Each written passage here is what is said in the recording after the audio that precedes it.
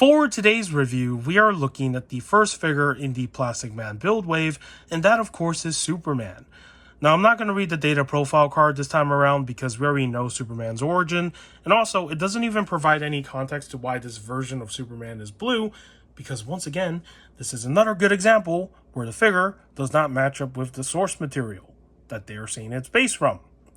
And to address where this version of Superman comes from, for those of you that have never seen this depiction of the character, he originates from a comic series called Superman Red and Blue. Now, I have never read this story before. I did not even know this version of Superman existed until this figure came out last year. And from what I can understand from the synopsis that I poorly read up before I started today's video, which I do apologize about. Basically, he splits into two halves. You have the blue half and you have the red half. And they each embody like a certain element or aspect of Superman's character. And that's basically all I can understand to the best of my ability. Now, if you have read this particular story before in its entirety and you want to provide context to what this version of Superman is in the comments below, you can do so. It would be very helpful for me. So, I appreciate that if you do that. So, all right. Now, let's talk about this build wave in particular. So, this is probably one of the most interesting build waves that came out last year because not only did we get Plastic Man in figure form finally, because that's one character that I've been wanting in my collection, this was the first build wave to also incorporate 3 Platinum Chase figures, which for anyone that is a hardcore DC Multiverse collector, that is probably the most nightmarish thing to hunt for. Not only do you have to buy all 4 figures to build the build figure, you need to buy 3 more because there's, Platinum Chases. And you can already guess it, the Platinum Chase for this Superman is, of course, the red version. So, yeah. Which I don't have. But I should be fortunate to have the regular one because this was the final figure that I needed to complete this build wave, and it was a very hard figure to track down, so.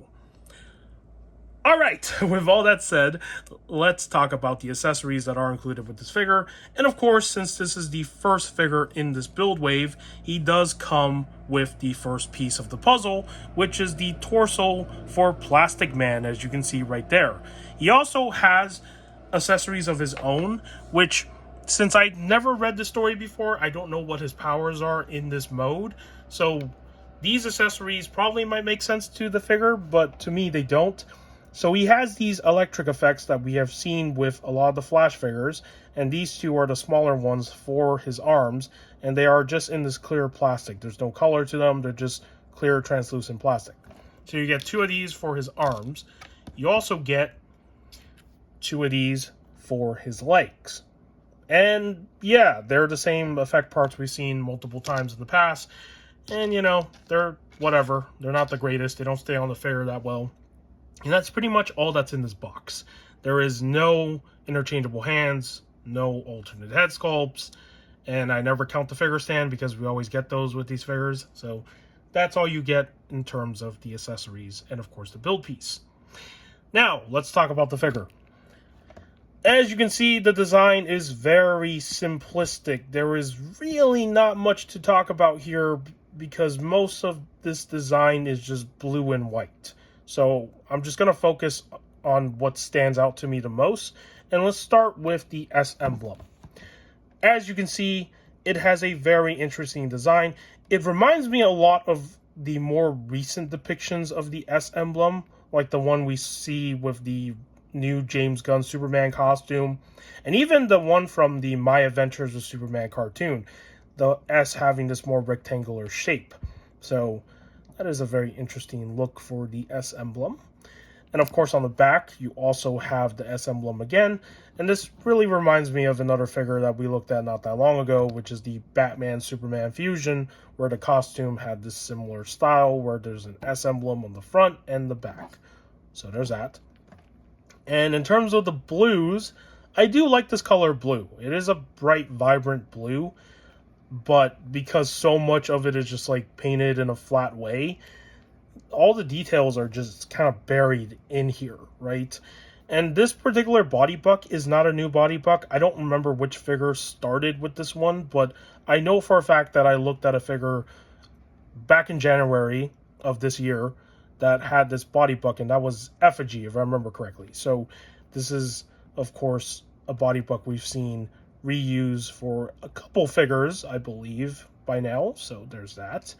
And on the side here, you do have these little details, you know, with the white going down, like it's kind of like a lightning bolt. Actually, kind of looks like a lightning bolt. Not exactly like a lightning bolt, but it looks kind of like a thicker version. So maybe this version does use electric powers. So there's that. And that's pretty much all I can say about the colors. And now let's talk about this head sculpt, because that's the only new thing on this figure to begin with. It is a very interesting looking head sculpt. Never would you think Superman would have a blue color face. That makes you think of a Smurf, right? And also his hair being all blue is also crazy too. So it's like, what is this version of Superman? I do like the fact that he kind of has like some sort of headgear that's connected to his costume. That's pretty cool. His eyes are just pure white, which is really interesting. And he has a blue color lip, and he just has a very serious expression. So, not a bad job with that head sculpt. It looks nice, but again, it's a very interesting Superman. And yeah, that's all I can really say about the aesthetics of this figure, because everything else is just really simple. So, now, let's talk about the articulation of this figure. So, of course, Superman can fly, right? And if you want to get him into a flight pose, well, he needs to be able to look up. And as you can see, he can look up pretty freaking good. So if you want him to be in a flight pose like this, well, that's not a problem.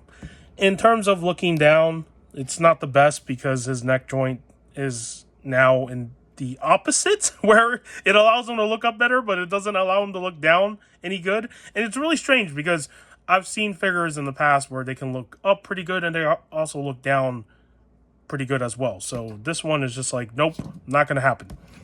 As for his arms, he can spread them out like this. He can swing them back and forth with no problems. He does have the double jointed.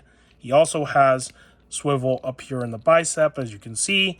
And he has swivel in the hands, and of course wrist articulation and swivel in the wrist joint. So there's that. As for his torso, it doesn't really rotate the best because it's really tight. Now, I'm going to assume that maybe for my copy, it's tight because I haven't heated up this figure. And when I got this figure last year, I was still busy with school, so I didn't really have time to do any basic modifications to any of my figures. So maybe if you heat this up, you probably might be able to get this to be even looser than it is. So there's that. Leaning forward, not the best. Leaning back, well, that's pretty good, but you can see the little gap right there. In terms of his waist, it does move pretty good right here. And also, when it comes to leaning back, it can lean back not too bad. But leaning forward, yeah, not going to really do much there. So there's that problem. In terms of his legs, can he spread out? Yeah, that's pretty good. Pretty good range of motion right there. Not a complete full split, but that's still better than some figures can split out their legs. In terms of a kick, not a bad kick right there. That is pretty good as well. Now, it would be awesome if he can do an upper kick, because we've only gotten a few figures in the past where they made this part soft enough where they can do upper kicks. I don't know what happened and why we don't see that anymore, but yeah. In terms of double joint, you do have that with the legs, of course. He does have swivel down here by the joint. He also has articulation, and he has toe articulation. And in terms of the upper thigh swivels, let me see if they work. They do work on this figure. Well, on my copy it does. So as you can see, it does move, right? Both legs. But usually the fix to this problem is that if it's not working for your figure, I would recommend heating them up or doing some sort of modification where you can take the legs off of the figure and just fix it that way as well. So then you can get it to work. Okay. With all that said, that is basically all the articulation on this figure. And I'm going to show a little bit of the accessories on here to the best I can. I don't like these at all. They don't stay on the figure in any good way. So let me just do this really quickly. Let's use the big ones because these ones, I guess, stay better on the figure. So there you have a little bit of what that looks like. So, you know, if you want these to go on his arms, you can have them on his arms, but they're not the best. They just look really strange. And yeah. Okay, now it's time to do some comparisons. Let's bring in a few figures. So let's start with, of course, one of his wave mates, which of course is Batman. And you can clearly see the difference here, right? Like, these two versions of the characters don't exactly go good together in the shelf. Even though they are comic designs, the Superman is just very different. So I guess it depends on where you want to put the Superman in your shelf. So there's that. Here he is next to the Kingdom Come Superman, as you can see. Now, if you want to just keep him on your Superman shelf with all your other different variations of Supermans, then yeah, he'll fit in nicely with those. But if you're trying to use him for any other shelf, I guess you just have to get creative. So here he is with the 1940s cartoon Superman. So you can see a little bit of the differences right there between these two. Not too bad, but yeah, they look very different. And of course, here he is next to the traditional Superman. Let me just fix his feet so he can stand. Here he is. And yeah, quite different indeed when it comes to designs, right? Not the style that you would ever think of Superman to look like in any sort of depictions. But once again, this is DC Comics. We have seen a lot of wacky versions of Batman and Superman. So this is not a surprise, but yeah, just a very interesting looking Superman to me. So, all right. And that is basically going to be all the comparisons for this video. And if you found today's review of this Superman from the Red and Blue comics enjoyable, do leave a like for this video. If you want to subscribe to the channel for more action figure content and whatever else I do on here, you can. You don't have to. In the end of the day, I make these videos for fun. And with that said, take care, and I will see you in the next video.